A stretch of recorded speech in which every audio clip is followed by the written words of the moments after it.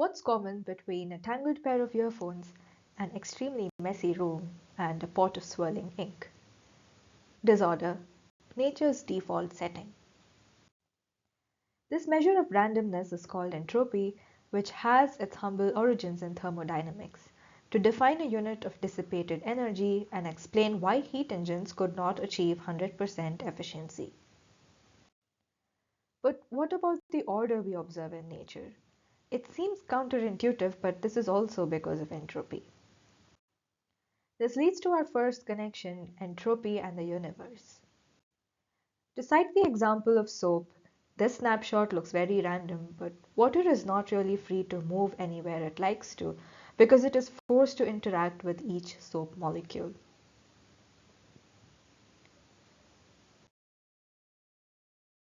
However, when it forms a micelle, more waters are freed and the entropy of the system increases as a whole. But how do we really quantify this? Whenever there is a premise of randomness, we turn to probability theory to give us a quantifiable explanation. But does this mean that the second state is more probable? Not really.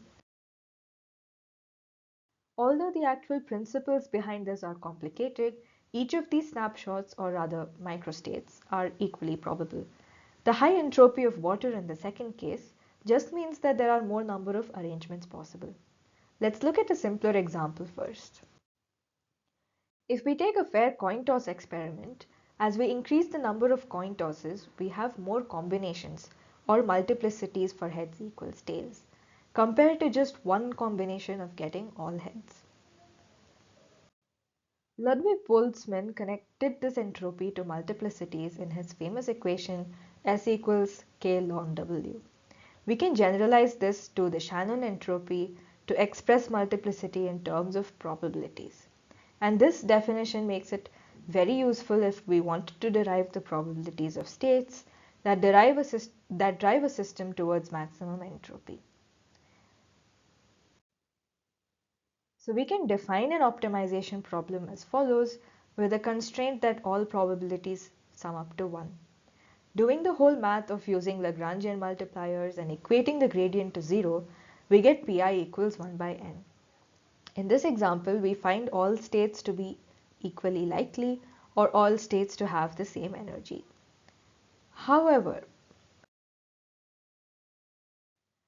if we start adding restrictions, for example, if we want the average energy of the system to be constant, then we get a different distribution of probabilities called the Boltzmann distribution. Here, a system with lower energy is more stable and more probable, and this model is very useful to study things that we usually observe in nature. The term that lies in the denominator of these probabilities is called a partition function, or Q, and this is basically the total number of all possible states a system can access. This information is very useful to have since knowing Q helps us calculate the probabilities, which gives us the entropy and which also gives us the rest of the thermodynamic properties of the system. So if you know Q, you can derive a lot of information from the system. And this concept forms a major core of statistical thermodynamics. But how do we possibly enumerate all the available states that a system can ever exist in? This brings us to the last connection of this video, statistical thermodynamics and simulations. Since we cannot enumerate all possible states, we try to sample the different states of a system and get a set of states that accurately represents how the system behaves. Let's say you are an alien and your boss has given you the job of understanding the various stages of a human's life strictly from an aerial view. Now you can choose to do this either by following one particular human all the way from birth to death, which is sampling different stages with time, or you position your hovercraft discreetly over a busy street and observe people from all walks of life at once. This means you are studying an ensemble of humans where hopefully there is a person of every age roaming around. However, since the sampling you've done has no relation with time, You wouldn't really know if the baby came first or the old man. But given that you wait for a long time in the first case, or take a good number of samples in the second case, ideally these two methods would give the same averaged properties. This is called ergodicity.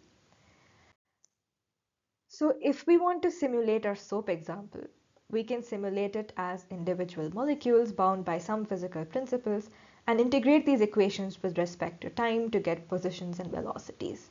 This way, we can observe them rearranging into micelles. These are termed as molecular dynamics simulations.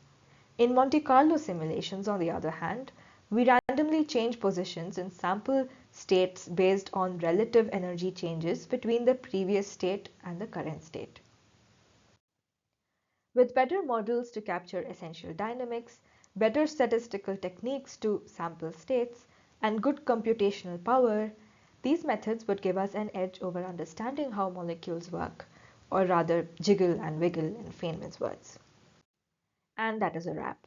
We looked at 5 main connections, starting from the notion of entropy as a unit of disorder in a system, how the entropy of the universe always increases, and tied it to a quantifiable probabilistic measure.